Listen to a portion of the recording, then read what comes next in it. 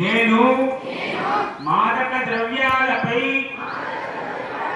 జరుగుతున్న పోరాటంలో క్రియాశీల భాగస్వామిని అవుతానని నేను డ్రగ్స్ రహిత జీవన శైలిని అనుసరిస్తూ నాతో పాటు ఏ ఒక్కరూ డ్రగ్స్ బారిన పడకుండా ఉండటానికి కృషి చేస్తానని డ్రగ్స్ అమ్మకం, కొనుగోలు మరియు అక్రమ రవాణా చేసే వ్యక్తుల సమాచారాన్ని సంబంధిత అధికారులకు తెలియజేస్తానని నేను డ్రగ్స్ రహిత సమాజమే